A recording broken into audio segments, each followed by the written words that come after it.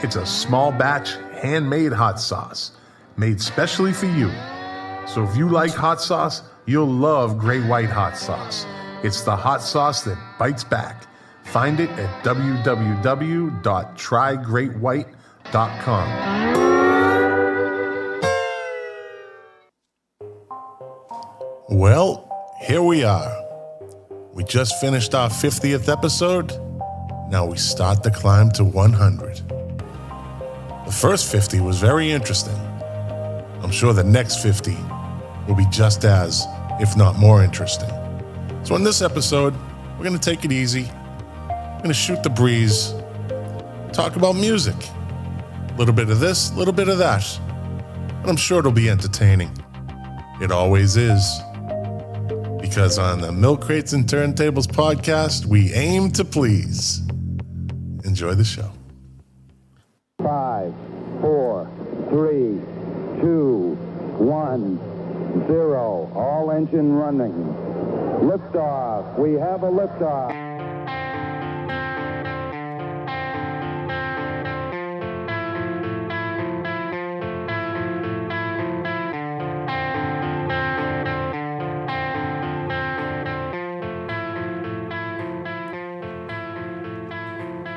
The KOFB studio presents Milk Crates and Turntables, a music discussion podcast hosted by Scott McLean with his co-host Jack Calabrese.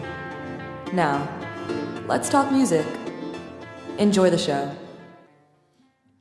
Thank you, Amanda, for that wonderful introduction as usual.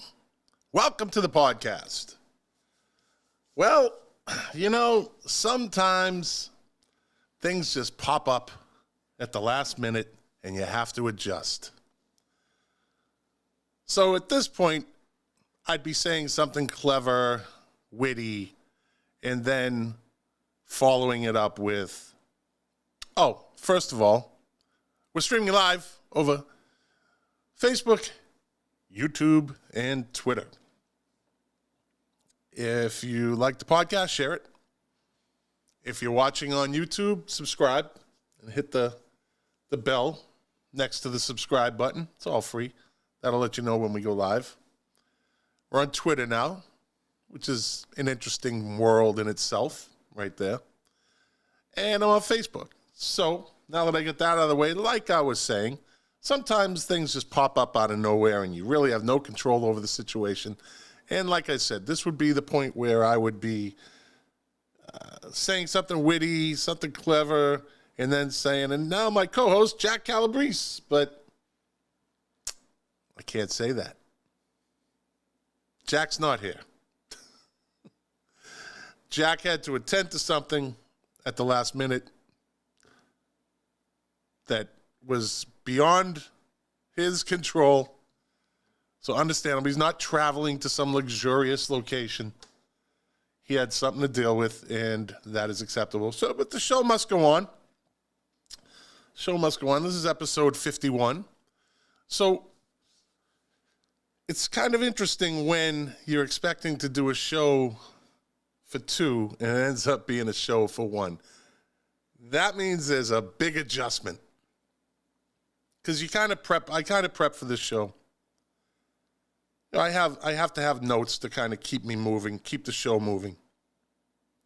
Although we tend to get sidetracked quite a bit. But that's kind of the cool part of the show. So when you have a show set up for 2 and it ends up being 1, well, you adjust. So I just came up with some stuff which I thought was pretty amusing. I was gonna talk to Jack about his what he thinks the best band names are. What his list of best band names. Now I have that list, and we can save that for another time. But I came across some pretty interesting and amusing band names. Thought I'd just kind of read them off to you, and they have notes after them. So again, this is all on the fly, so I will be reading some of this stuff This is stuff that I didn't even know. So the first band I'm going to call off is, they're called JFKFC. That's beautiful. JFKFC. It's an Atlanta metal band. Of course they are. Then we move to, this is a good one. Kathleen Turner Overdrive. Kathleen Turner Overdrive. Next one. Again, these are all pretty classic names, if you ask me. Mary Tyler Morphine. Some clever people out there. Mary Tyler Morphine. It's a hardcore band. And you got this one. Oh. Some of them.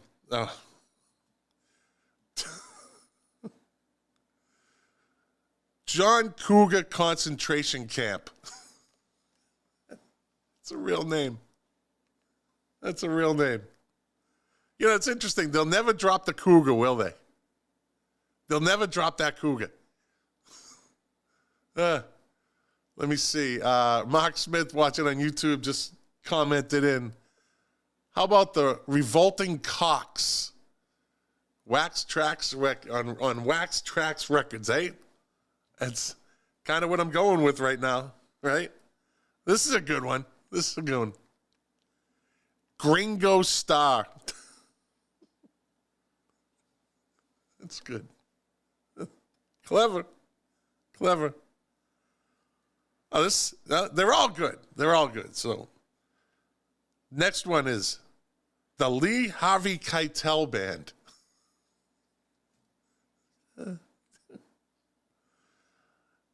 This one, I don't really get this too much.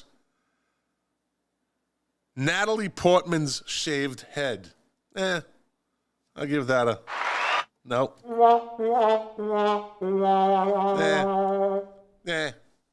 Not really feeling that one. Let's see, Jack. Oh, Jack's commenting in. All right, buddy. The Tanned Vampires. Okay. This is a good one. Propagandi. These people are clever. Propagandi. I guess the one of the guys in the band, Chris Hanna. It's a Canadian band. Guy got voted.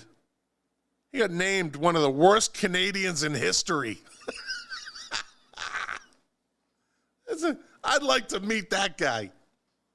I'd like to meet Chris Hanna from Propagandi. Yeah. The Journal of the Canadian National History Society named him one of the worst Canadians in history. What do you got to do? What do you got to do to be named one of the worst Canadians in history? Let me see. Perry Dinovich, watching on YouTube, he wrote in, my hat, my coat, Gandhi. Okay. Jack commented in, Brian Jonestown Massacre. I actually had that written down as one of my choices for great names for bands. You get Gnarls Barkley. That's a good one. You know what? I'm just going to read my names off. Why not? I always like the Psychedelic Furs. I always like that name. Pretty cool name. Romeo Void. Romeo Void's a cool name. This one, you've heard it a lot, but if you take a step back and look at it, it's a fucking really cool name for a band. The B-52s, right? It's just a cool name. Then you got NWA. I think we all know what that stands for.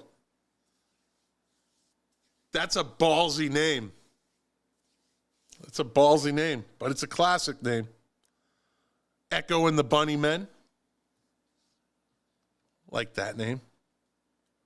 Happy Mondays. Like the Happy Mondays name. It's kind of ironic in its own way.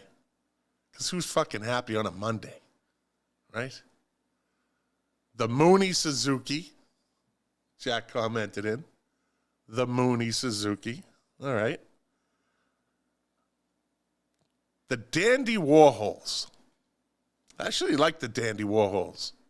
Interesting thing about, there's a documentary. Can't remember the name of it. It's one word. Let me look it up. It's a documentary. It's probably now, I don't know, 15 years old. Let me see. It's a documentary about the Dandy Warhols and the Brian Jonestown Massacre, which, if you've never listened to them, they're really good. They're kind of that psychedelic, hippie kind of rock sound. Let me see. Let me look this up real quick. It's unfortunate I don't have Jack playing the guitar in the background while I do this. Well, it's not really that unfortunate. Yeah, it's called Dig. D-I-G. Dig. It's a really interesting documentary. A rock doc. I highly recommend it. It came out, when did it come out? Let's see. Oh, I don't know. 2003. It's almost 20 years old. But it's a great documentary. If you want to watch something. And Antoine Newcomb, he's the lead singer, songwriter. He's pretty much everything. Well, not everything, mostly in the Brian Jonestown Massacre. And the guy is he's pretty much a genius. But you got to watch the documentary. If you like music and you like documentaries, watch Dig. Dig it out and watch it. You will not be disappointed. I might actually go back and rewatch that tomorrow. Jack messaged in Gwar. Yeah, Gwar. Great name. Perry Didovich messaged in, commented in Daft Punk. I don't know. I'm on the fence on that one. Perry Dita, I was not disappointed. Is that the name of the band or a comment? It's tough to say here. Yeah, so I just thought I'd throw some of those things out there. Get things started. So I dug this out. I had said prior, I was talking to some people that follow the show, and I'm always looking for critique or, advice. I'll listen to anybody if they have recommendations, comments, like I said, critiques. And I asked them about doing this, and they seemed to be pretty positive about it. So what I'm going to do tonight, and we'll see if it works. If it doesn't, I'm gonna test the audience. So for you people watching at home, watching on your phones, Louis Colicchio says, John Milf Mellencamp. Is that the name of a band? John Milf Mellencamp? I like John Cougar Concentration Camp better. That's a good one. So I'm gonna test the audience. So if you're driving in your car and you're listening to this, or if you're sitting at home watching this on your computer, or if you're in the subway watching it on your cell phone, just play along. Let's see how it goes. I'm gonna give you the name of a song that end they're in movies. They're the final song in a movie. So it's the ending credits song. I do believe. And then I'm going to give you the song and the group, and you're going to say out loud to yourself, what movie is it from? This should be interesting. Some of these are easy, some of them are pretty hard. The first one is, what movie ended with the song My Way by the Sex Pistols? What movie ended with the song My Way by the Sex Pistols? So I'm going to take a couple of seconds in between here. In between these, give you a chance to think. Then I'm going to give you the answer. What movie ended? What credits? Ending credits song was My Way by the Sex Pistols? Answer is Goodfellas. Yeah. All right. What movie credits? What movie ended? I'll just say what movie ended with. You know it's the credits. Paint It Black by the Rolling Stones. Name the movie that ends, the final song is Paint It Black by the Rolling Stones. Give you a second to think about it. And the answer is Full Metal Jacket. All right, keep score at home. Keep score in your car. Well, not if you're driving. Keep your hands on the wheel. This one should be easy enough.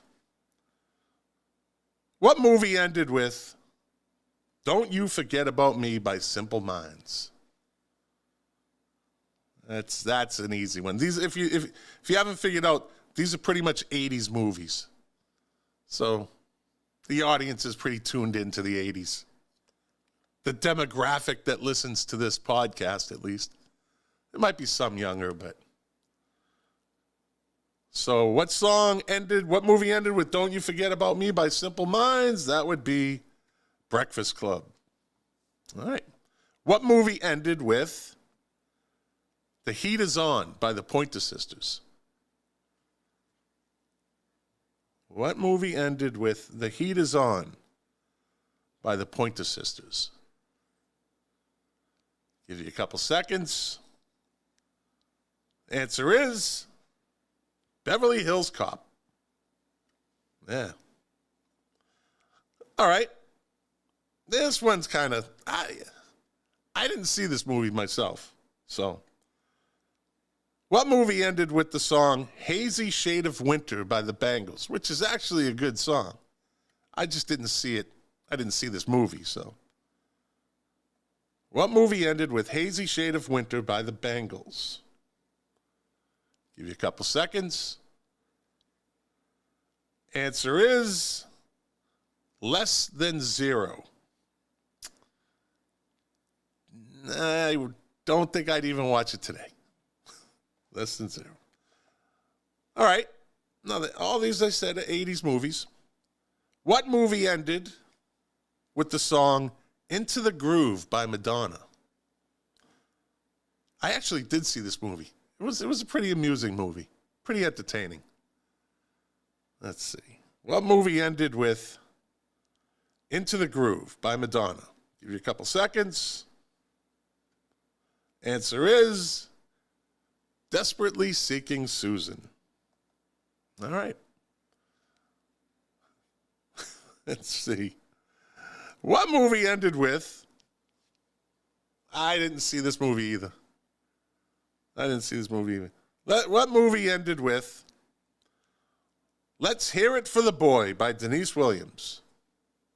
Didn't really like the song either. So what movie ended with Let's Hear It for the Boy, Denise Williams? If you ask me, this wasn't really it's not a movie that an alpha male would see. Yeah, I said it. I'm an alpha male. So what? The answer is Footloose. Nah. I didn't see that. I didn't see Dirty Dancing. I didn't see St. Elmo's Fire. I didn't see any of those movies. I saw this movie. This was a pretty strange movie. It was kind of one of those it's so bad it's good movies. What movie ended with I Can Dream About You by Dan Hartman?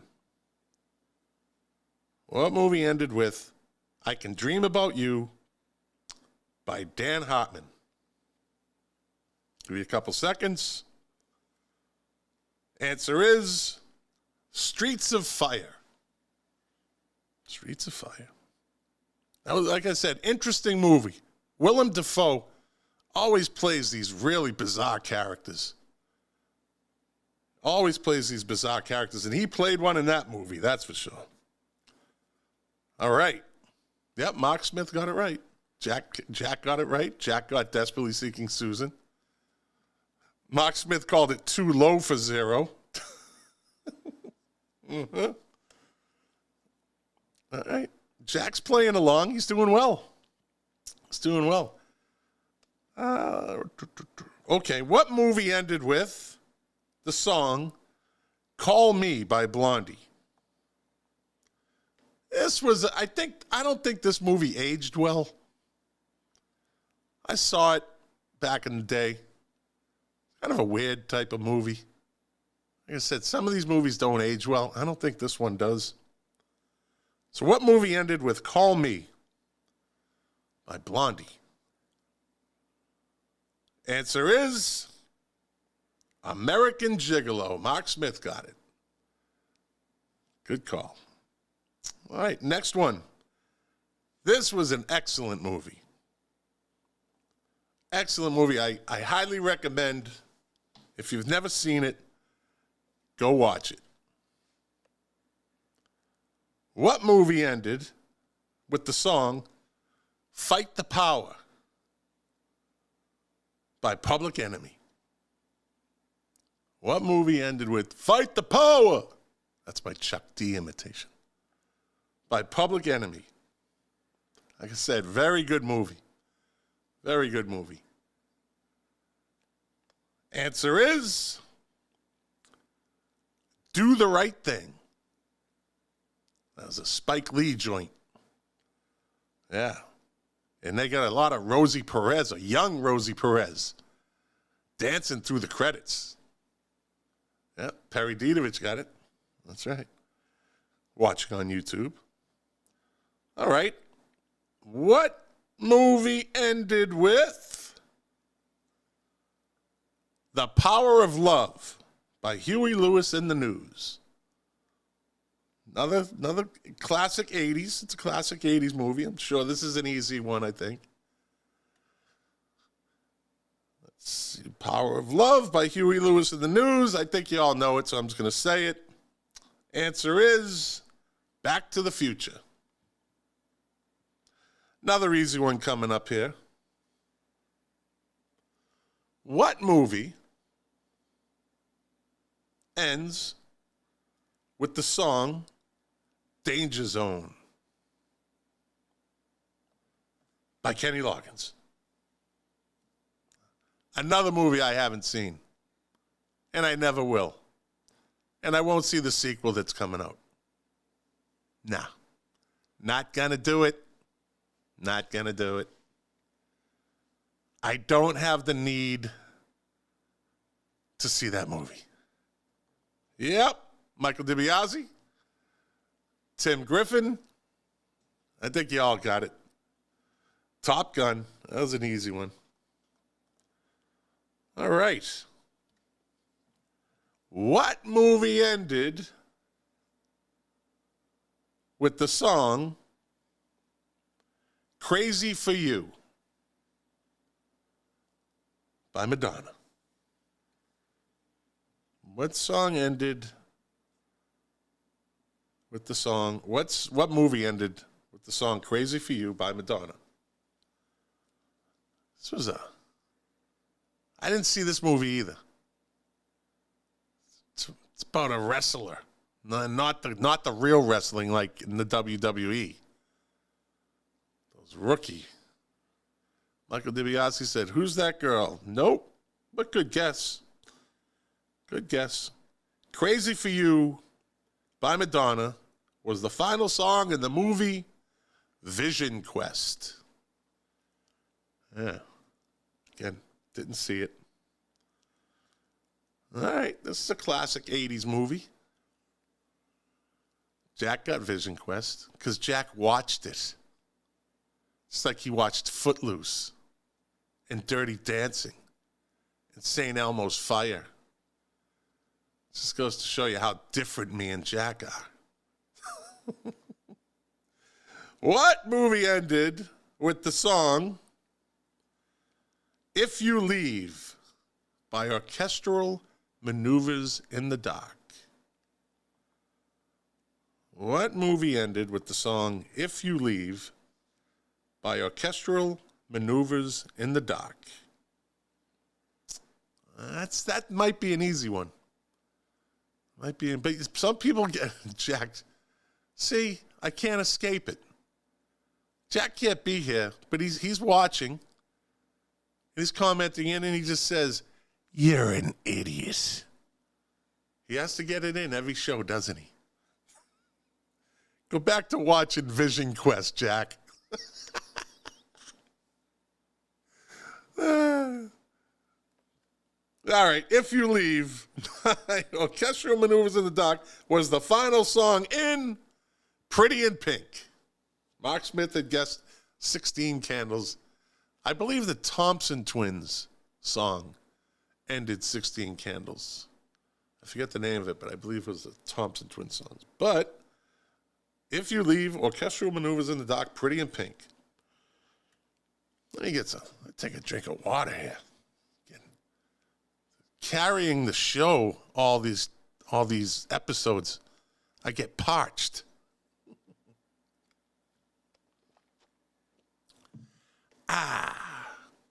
It's all about Molly.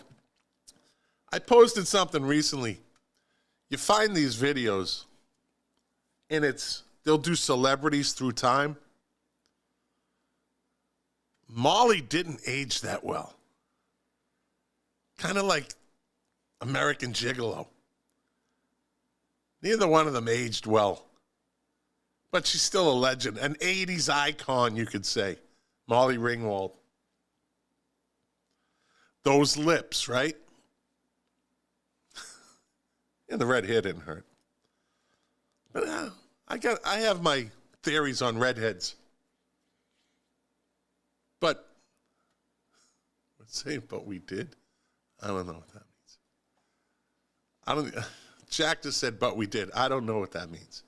I don't remember what I said 10 seconds ago. So if you're answering something I already said, I'm like a goldfish. Yeah, Mark Smith, Molly Ringwald with the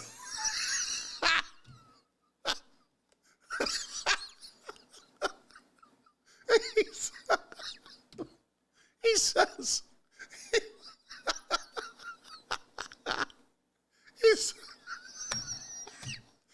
I'm sorry. I haven't even said what I'm laughing at. Mark Smith says the big lips and the huge gums.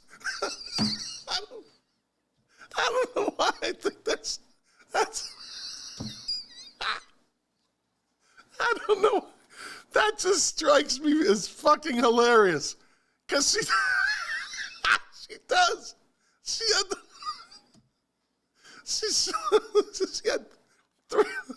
had three layers in her smile. Her lips, her gums, and her teeth. And they're all prominent.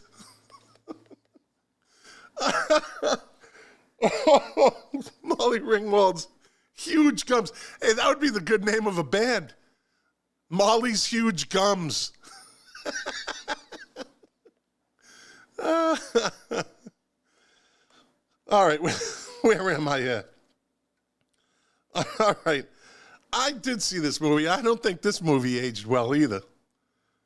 Although I think there's been 17 sequels and 4 TV shows after this original. What movie ended with A Kind of Magic by Queen? What movie ended with A Kind of Magic by Queen? While you're thinking, I'm just going to get my stuff rearranged here. Because like I said, I'm spitballing tonight. All right. The movie that ended with A Kind of Magic by Queen was Highlander.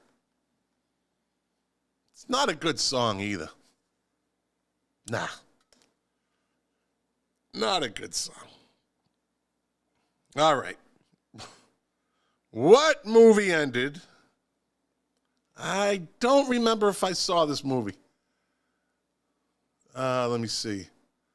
Mark Smith commented in. I love the movie, but Tito's won't let me remember. I don't get it. What movie ended? Like I said, I don't know if I think I saw this movie. Nothing's Gonna Stop Us Now by Starship. What movie ended with Nothing's Gonna Stop Us Now by Starship? That's kind of a tough one. You know the song, but I don't know how much of a hit the movie was. And the answer is the movie that ended with Nothing's Going to Stop Us Now by Starship was and is Mannequin. Mannequin. Another movie that I believe probably didn't age well. You know, you get those classics. Breakfast Club. Fast Times at Ridgemont High. Even Porky's. I think Porky's was the movie that kicked all those movies off, didn't it? It kicked them off like, okay, that Porky's was somewhat of a surprise hit movie. You know, all the teenage, the testosterone-driven kids. And then the floodgates opened and they all came rolling in. All right. Let's see. But it had Kim Cattrall. Yeah, I'll give you that. All right. What movie ended with the song Magic Dance? Thanks. By David Bowie. Eesh. What movie ended with Magic Dance by David Bowie? And again, you know, this one had a lot of special effects in it that if you watch it today, you got to think back in the day that was the shit. All the special effects, like in this movie and other movies of the 80s, that was the top of the line stuff. And the answer is, Mark Smith commented in correctly, Labyrinth. Yeah. Not one of Bowie's best. I didn't see it on his greatest hits. Nah. What movie, and this one's easy. This one's pretty easy. What movie ended with the song We Don't Need Another Hero by Tina Turner? I think everybody saw this movie. This was pretty much a hit movie, so I think everybody probably knows it. We Don't Need Another Hero by Tina Turner was the last song in what movie? Answer is Thunderdome. The fucking Mad Max. Beyond Thunderdome. Yeah. Not a spectacular Mad Max movie. Not really done that. That was kind of to me, seemed like it was kind of thrown together. It sounded like a cool plot, interesting storyline, but it was kind of stupid. Yeah, Mark Smith commented in worst of the lot. Definitely, this was kind of, you know what this was? We are going to capitalize on Tina Turner's newfound fame or refound fame. And we're going to give her a big role in it. And I think her character was Mother. And, you know, the one good scene was the big dude in the cage fighting, I don't know, was he fighting Mad Max? It ends up the dude's deformed, and you kind of feel bad for him. But he gets killed anyways. Jack says, not a hood film. Oh, not a good film. No, it wasn't. Mark Smith commented PG-13 instead of R. Yeah. That was a money grab movie. Money grab. So it kind of reminds me, when I was stationed in the Philippines, when you lived in the dorms, you had, every room had like a houseboy, right? And what they would do is they'd clean your uniforms, polish your boots. They'd clean your rooms when you're not there. They were kind of like, I don't know. They were kind of like maids, right? But you paid them. So our houseboy's name was Bobby. And I was a canine handler. So we're out in the bush all night long. We're trudging through dirt and weeds. So our boots were pretty fucked up in the morning. And you'd get them in the afternoon, and they looked like new. These guys worked their asses off. So Bobby was our houseboy, Filipino dude. And I asked him one day, I said, where do you live, Bobby? And he says, oh, no, boss, I live, I said, what's it like there? Let's go there. Take me there. So me and my roommate went with Bobby way the fuck off base. And he took us to where he lived.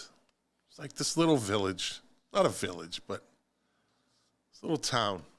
Probably, I don't know, 35 minutes from the base. 35-minute drive. But when you go deeper into these places, you're pretty much on your own. There's no Americans there. And he took us to the cockfights,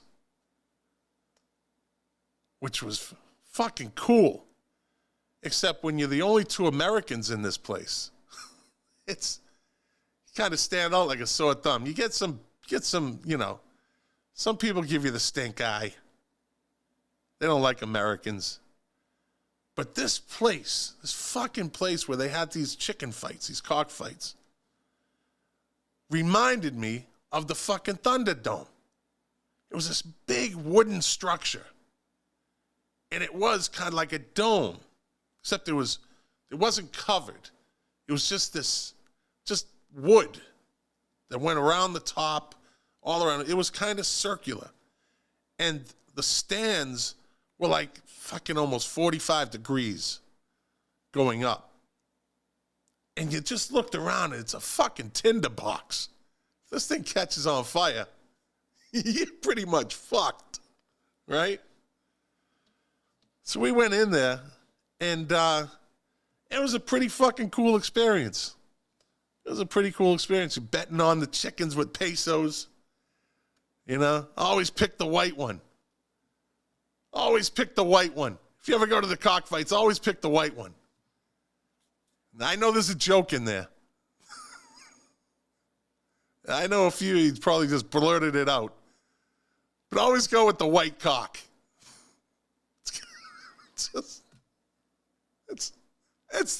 That's a true statement. It's true. I won money with the white cock. Yeah. There was 3 white cocks, actually, that won me money that day. In the Thunderdome. In the Cock Dome.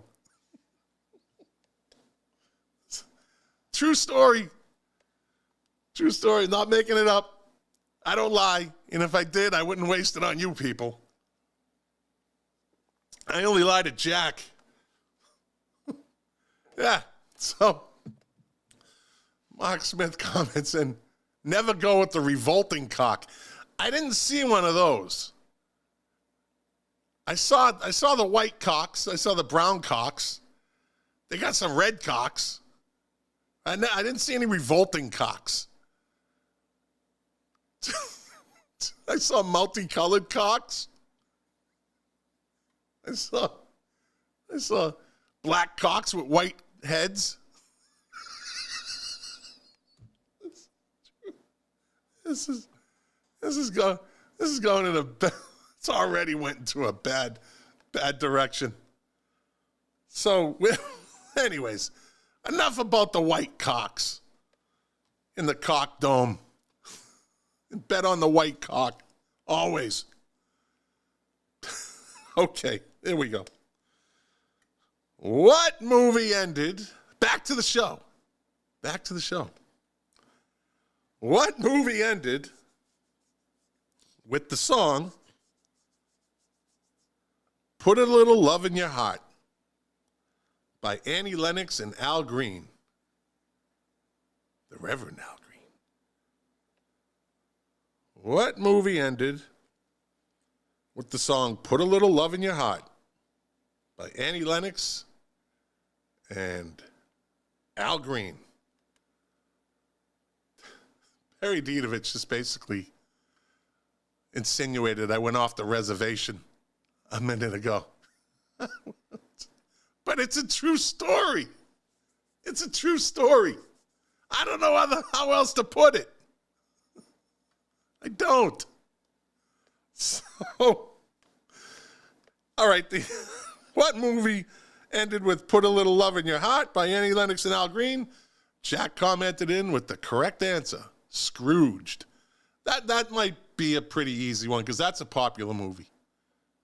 That's one of those movies that's a Christmas movies very rarely don't age well.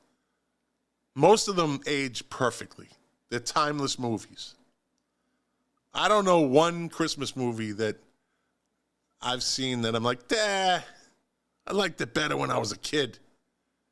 Even Santa Claus vs. the Martians. Did you ever see that one? Yeah. Great B movie. Santa Claus vs. the Martians. Classic. As B movie as you can get, but it's timeless. It's timeless. All right. What movie ended like that? What? What just happened there? What? What movie ended with the song Oh Yeah by Yellow? Oh, my buddy Leo Haskell, hottest working man in show business, just commented to you Bostonians that are listening and watching. Opening day for the Sox is Friday. Get your sausages from Leo. You can't miss them. They got the best sausages outside of Fenway. And Leo is the man. If you go and get a sausage, you tell Leo I sent you. And I don't think he's going to give you anything for free, but just tell him I sent you. He'll know. He'll know. What movie ended with the song Oh Yeah by Yellow? And Jack commented in with the correct answer again. Ferris Bueller's Day Off. Oh yeah. Boom, boom. Chicka, chicka. I got that down. Chicka, chicka. Boom, boom. Oh yeah. Boom, boom. So now that's fucking stuck in my head. You know, I'm going to go to bed tonight, and that's all I'm going to hear. Boom, boom. All right, final one. It ends on an easy one. This one's too easy. But I'll read it anyways.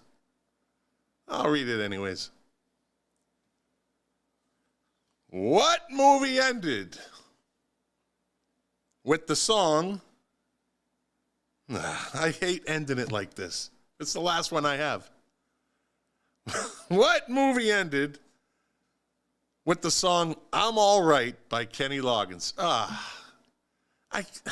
They couldn't have ended it with a better one. Like a harder one. Oh, Three White Cocks are harder than this. I couldn't resist. Deb says there's no S in anyway. Oh, I just got grammatically corrected. Oh, boy. Anyway, yeah, that's right. Jack got it right. I'm All Right by Kenny Loggins is the last song in Schindler's List. That's right. At least that's what I'm going with. Oh. Yeah, Schindler's List. No, Tim Griffin, it's not Caddyshack. Don't argue with Jack. It's Schindler's List. Mark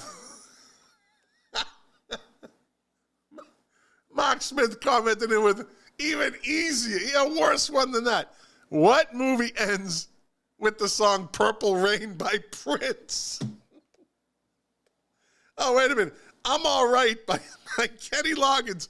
I think we got a tie. Michael DeVia. I think both these movies. Heidi. Yeah. Heidi and Schindler's List. I'm all right. Don't nobody worry about me. Why you gotta give up a fight? Why don't you just let me free? Do what you want.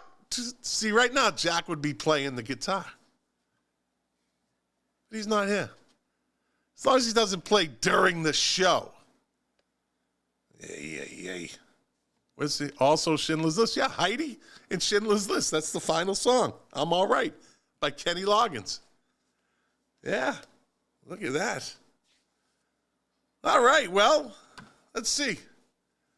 We covered strange band names, cool band names, names of bands. There's no S in anyway. So I wish I were. I so wish I were. This sucks. Still not home. I'm sorry, Jack. And I can't. Usually I take cheap shots at Jack, but tonight I really can't. It's totally understandable. And he was cool with the show going on. So I hope everything's okay, buddy. We hope everything's okay. But you people know evidently it's not that bad because he's messaging in. So anyways, is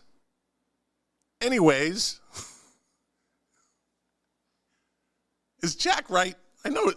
Deb's a pretty smart woman. She said there's no S in anyway. I don't know. I don't know about that. I'm going to have to do a poll. Anyways.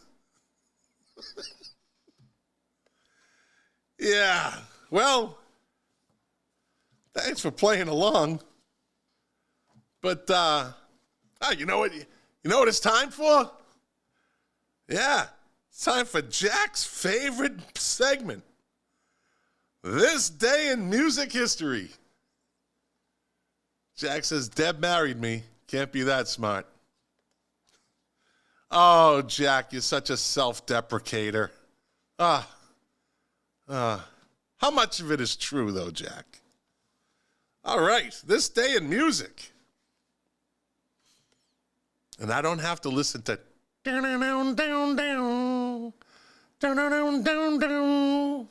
yeah. Let's see. On this day in 1965, the Beatles record the song Help during an evening recording session at Abbey Road in London.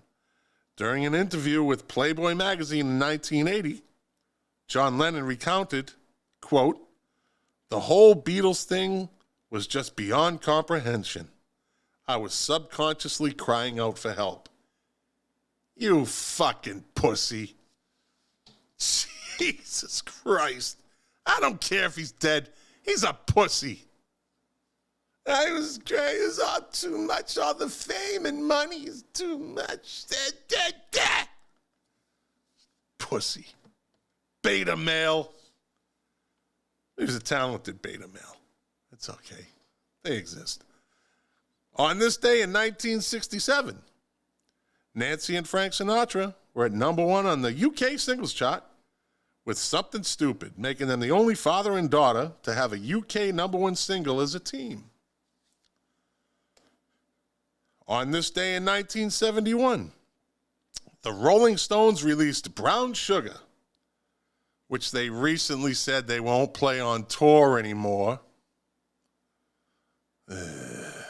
They bent the knee to wokeism. The Stones gave in. They're old anyways, who cares? Jack just did 17 Z's in a row like he's sleeping. But he's still watching. He's still watching. So what was I saying? Okay, on this day in 1971, the Rolling Stones released Brown Sugar, taken from their latest album, Sticky Fingers. The first record on their own label, Rolling Stones Records, which introduced the infamous licking tongue and lips logo. I think we've discussed that a number of times on this show. The origins of the logo. On this day in 1973, Bob Marley and the Wailers released Catch a Fire, their first album on Island Records, and which is now regarded as one of the greatest reggae albums of all time. The album was also groundbreaking, as its singles were released as long-playing records, as against to the early reggae songs coupled with two sides, as opposed to the earlier reggae. I wasn't a Bob Marley fan until later. I didn't. Oh, Jack says, on this day, blah, blah, blah. I think Jack just is jealous as he doesn't get to read these. I think Jack's jealous because I didn't run this idea by him, which I wouldn't anyways. Yeah, I caught the Bob Marley train a little later, and I never really appreciated it. I wasn't a big reggae fan, so I had no real reason to follow Bob Marley. I knew who he was, so that evidently speaks of his genius and his popularity. I wasn't a reggae guy, but let me see. Ricky Grimm, my old supervisor with U.S. Customs in Miami. We were dog handlers, canine officers. He says, my dog busted Ziggy Marley 3 times in Miami for weed. I'm assuming weed. Write the ticket. But yeah, I'm glad, though, I matured enough to really start listening to and appreciating Bob Marley. But when I was younger, didn't really give it 2 thoughts. That's the beauty of music. That's the beauty of music. It's never too late, right? Think of that. It's never too late. But then you get the people that are like, I was listening to him when he first came out. Everyone wants to be the first. Jack says, matured? Bah, ha, ha, ha, ha. Yes, I have. I have. And I listen to Bob Marley now. So that proves it. That proves it. All right, where were we? On this day in 1973, David Bowie released his 6th studio album, Aladdin Sane.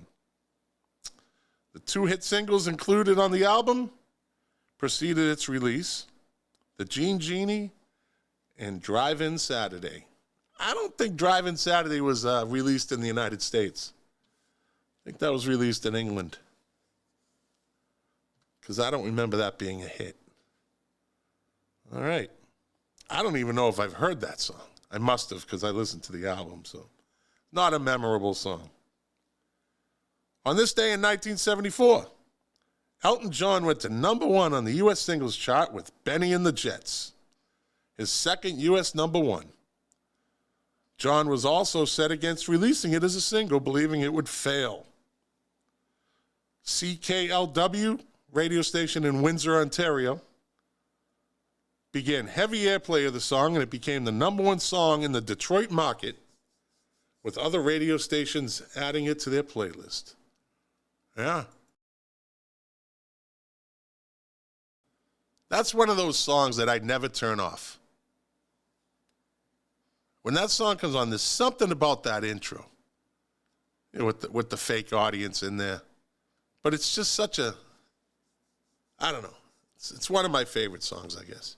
But I will never turn that song off. I haven't yet. So I don't think, in other words, I haven't gotten sick of it. Great song.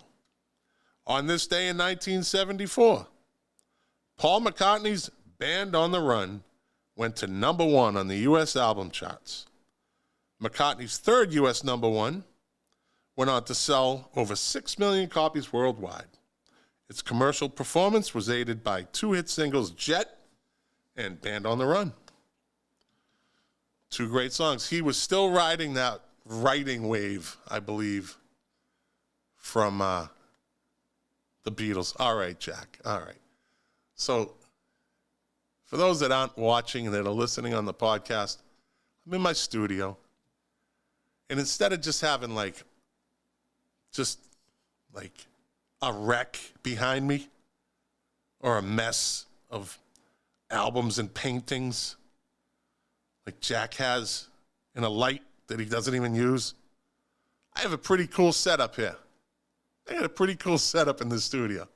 And Jack says I have toys because I have a gorillas, one of the gorillas statues. I got K9, you know, Martin the Martian's dog. I had a life-size one of him. Spider-Man bust. Captain America bust. Look at Louis Colicchio, American Gigolo. That was, I think that was about 20 minutes ago. Dude, that answer's 20 minutes late. but thanks. But that question was literally 20 minutes ago. Louis Colicchio. I see, this is the shit I see that's funny. This obscure, like, he answers the question 20 minutes later. I love that shit. You mean we can't dance here? I don't know, Perry Dinovich. You can dance anywhere you want, buddy. You can dance wherever you want. All right, let's see. Next, here we go.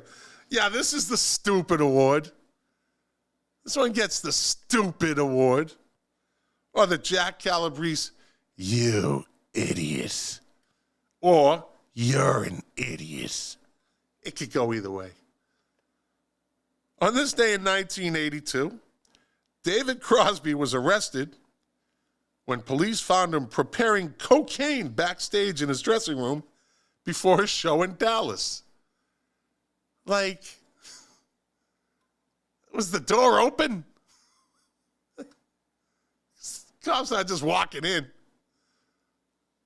He's an idiot. All right, what do we got? Jack says, Louis, how's your internet? Takes an hour and a half to watch 60. Oh, look at now, Louis Colicchio, now he's just doing the right thing. Are we on a delay here? I mean, are we on a delay here? Like Jack says, how's your internet? Takes an hour and a half to watch 60 minutes? Louis, he's still answering questions. This is, if he's on a delay and he's going to see this, I don't know. He's watching on YouTube. All right, where was I? Hold on. Let me clear my throat. All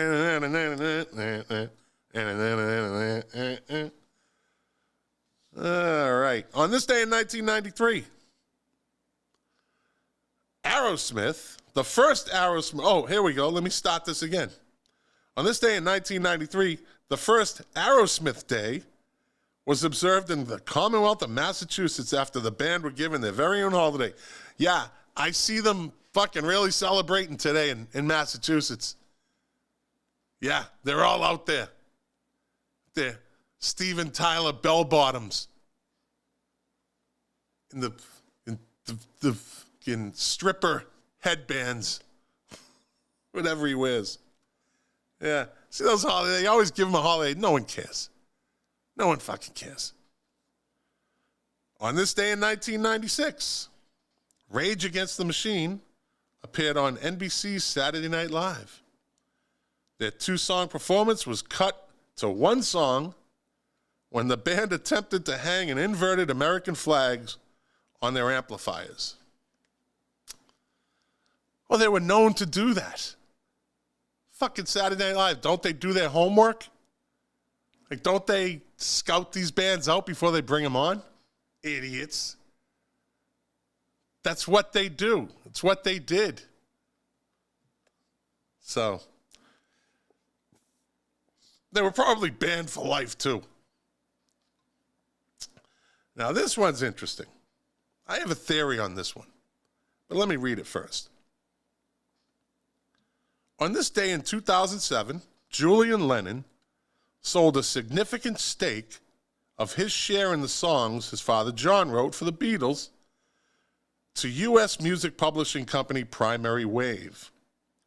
The firm would now receive payments when any Lennon compositions were sold on CD, performed live, or played on the radio. The company, who are about to market Julian Lennon's new music project, declined to reveal how much the deal was worth. Now, my theory on this is this. In the 80s, it's probably the earlier 80s, Julian Lennon bursts on the scene with the album Velout. Has a couple hits, and it's all the rage. He looks just like his father. He sounds like his father. He's the next John Lennon.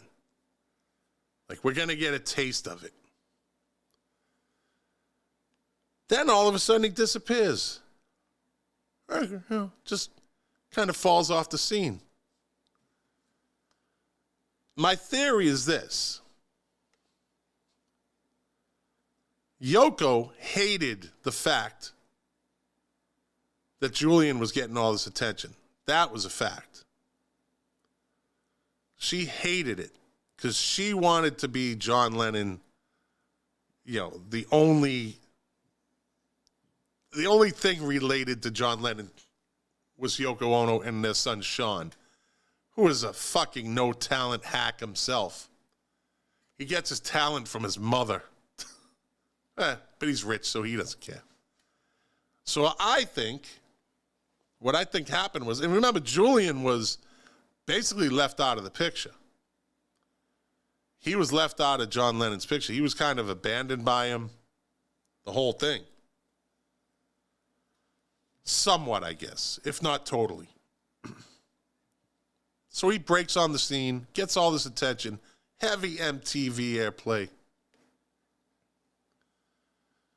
Yoko gets wind of it, starts not liking it, and negotiates a deal with him.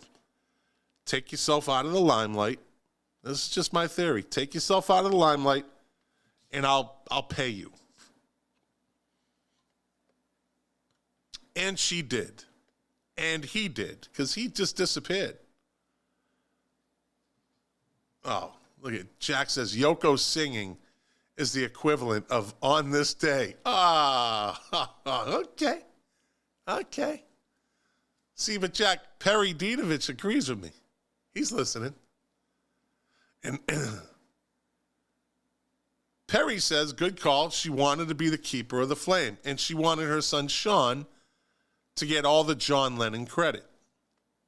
So she pays him handsomely, or he negotiates handsomely, gets what he wants, and becomes a photographer. Because that's what he did. He just became like a professional photographer, going out creating his pictures. And it falls off the scene. So then he gets has all that money coming in. And he says, you know what? Maybe he blew the money, who knows? But he knew he had this catalog waiting in the wings to get more millions. So that's what he does. He sold off a significant stake, which means he didn't sell it all. Oh, see, now Jack's attacking our listeners. Jack is hostile now. Perry Dietovich is a loyal watcher of this show on YouTube. And Jack says, how smart could Perry be? He listens to our show. See, Jack, how smart can you be? Because he's watching the show. You idiot. That's what those little icons are, Jack. The little red icon next to Perry's name, that means he's on YouTube. Yeah. Idiot. See, Perry, I got your back. Perry's on Team Scotty now. Yeah. All right, where were we? Oh, this fucking guy. On this day in 2009, 68-year-old U.S. music producer Phil Spector was convicted of murdering actress Lana Clark after a 5-month retrial. He had pleaded not guilty to the second-degree murder of the 40-year-old Miss Clarkson, who was shot in the mouth at Spector's home in Los Angeles. So the guy was a great producer. He was a genius, but he was a fucking piece of shit. The shit he did to Ronnie Spector, he was a piece of shit. Fuck Phil Spector. On this day, now this one.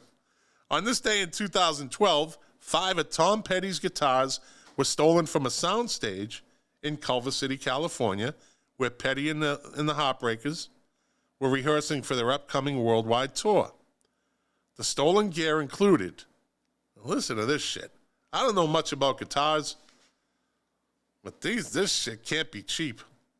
A 67 blonde Rickenbacker, a 67 Epiphone Sheridan, a 65 Gibson SG-TV Junior, a Fender Broadcaster, and a Duesenberg Mike Campbell model, which belonged to Campbell himself. Petty was offering a no-questions-asked reward bounty of... How much do you think he was requesting? The reward, the no-questions-asked reward bounty for those guitars. And there's a reason they never showed up again. Because this idiot... I don't care. He was an idiot for this. He was offering a bounty of $7,500 to anyone with information leading to the guitar's recovery. What a cheap bastard. I'm going to give some... How did he come up with the number 7,500? Why not just say $10,000, Tom? Just $10,000. Fucking round up. 7,500. You should let people Epiphone in. No, Jack, not on the show. Even you. Nope. No. There's a reason I have the phone off. My other live streams, people can call in. Not this. No. Well, you could have just texted me, Jack, and say, turn the phone on if you wanted to really talk. I don't know. So this idiot, Tom Petty, offers $7,500 for those guitars. Are you fucking kidding me? One of those guitars has to be worth at least 10 grand. Let alone 5. All right. On this day in 2013, Sir Paul McCartney topped the London Sunday Times rich list of musicians with the 680 pounds, I'll say million because it's basically dollars, $680 million fortune he shares with his wife Nancy Chevelle. Sir Paul, whose American heiress wife is said to be worth $150 million, has topped each of the lists since 1989. When he was only worth an estimated $80 million back then. Andrew Lloyd Webber was second with $620 million, while U2 were third with a value of, or worth of, $520 million. Yikes. All right. Born on this day in 1946, American singer-songwriter Al Green, often known as the Reverend Al Green in his later years. Born on this day in 1951, Max Weinberg, American drummer and television personality with the Conan show, and he played with Bruce Springsteen's E Street Band, blah, blah, blah, blah. Born on this day in 1962, Hillel Slovak, guitarist for the Red Hot Chili Peppers, a former guitarist, because he died from a heroin overdose on June 27th, 1988. And born on this day, American singer-songwriter with the band Stained, and a very ornery motherfucker. This guy does not take shit. If he's singing a song and he wants you to be quiet, you best be quiet. This dude has been known to walk off the stage. Check it out on YouTube. Aaron Lewis. Check out some of the things he's on YouTube about him. Shit's funny. He calls out the crowd. He's like, shut the fuck up. I'm singing here. When he does his acoustic sets. Well, that's it. That's the show. It was a last-minute thing. So I hope you enjoyed it. I tried to do the trivia thing. I think it's pretty good. I think it works. I had nothing else for a singular show, for a solo show. So you got what you got. I hope you liked it. Thanks for listening. Like I always say, you guys are the engine that drives this machine. Without you, well, tonight I'd only be talking to myself. And doing the show for you guys, to quote my favorite artist, Morrissey, the pleasure, the privilege is mine. Like I said, if you like the show, share it, tell people about it, like it, subscribe to it, do it all. Do it all. We appreciate it. And Jack, I hope everything's better, my friend. Hopefully we see you next week. I think he might be traveling again, so I might be solo next week too. Don't know. Unless Jack squeezes one in, we can get one in on the weekend. And that...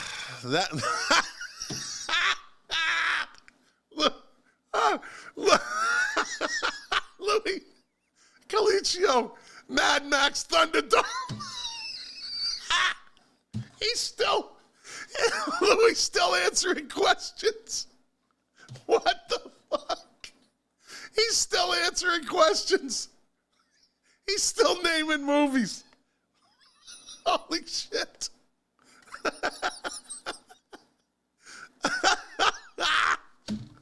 Oh, that's fucking classic.